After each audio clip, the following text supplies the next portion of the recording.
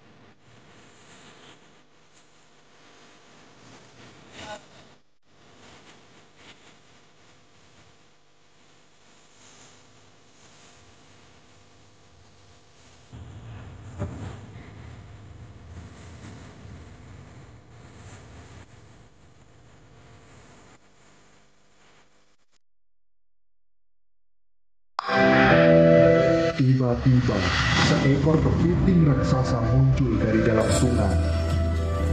Hai kepiting raksasa, maukah kamu membantu kami menyeberangi sungai ini? Aku akan membantu kalian, tapi kalian harus memenuhi satu syarat. Apakah syaratmu itu? Katakanlah. Apapun syaratmu, kami akan memenuhinya, asalkan kami dapat menyeberangi sungai ini.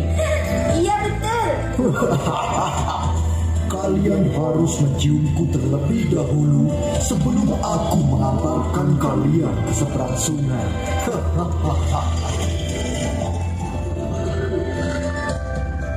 Akhirnya ketiga bersaudara itu menerima persyaratan Yuyu Kangkang. Satu persatu mereka mencium si Yuyu Kangkang.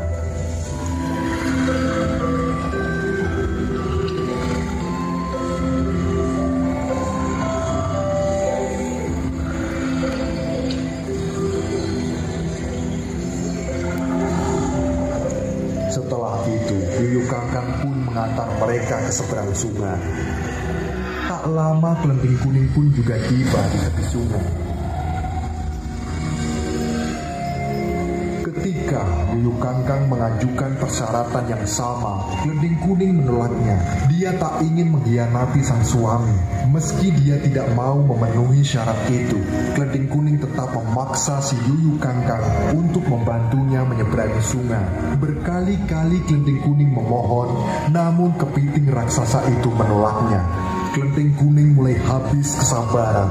Dia mengambil cambuk dan memukulnya ke sungai. Seketika, air sungai Bengawan Solo menjadi surut. Ampun gadis kecil, ampun. Baiklah, aku akan menyeberangkanmu tanpa syarat apapun. Kalau begitu, segera naiklah. Aku mohon kepadamu gadis kecil, tolong kembalikan air dari sungai Bengawan Solo ini. Aku tidak mungkin bisa hidup tanpa air itu. Tolong maafkan aku. Merasa kasihan dengan Yuyu Kangkang, Klenting Kuning kembali memukulkan cambuknya ke sungai.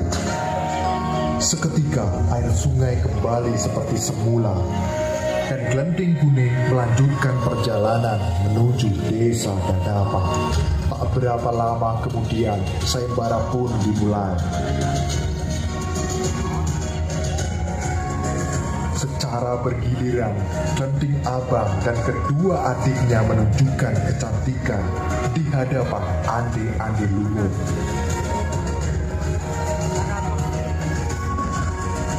Namun, tak seorang pun di antara mereka yang dipilih oleh adik-adik Lumut. Melihat hal itu, Nyai Intan pun berlutut memohon kepada adik-adik Lumut agar memilih salah satu putrinya untuk dijadikan permaisuri. Ketiga putri Nyai memang cantik semua, tapi aku tetap tidak memilih seorang pun dari mereka. Hai, gadis berbaju kuning, kemarilah. Aku memilih gadis ini sebagai permaisuriku. Nyai Intan, ketahuilah, aku tidak memilih seorang pun dari putrimu karena mereka telah mencium siu kangkang. Aku memilih gadis ini karena dia lulus ujian, yakni menolak untuk mencium yuyu kangkang. Sementara itu, Kelending Kuning masih kebingungan karena belum menemukan suaminya. Maaf Pangeran, hamba kemari tidak untuk mengikuti sayembara ini. Hamba sudah memiliki suami.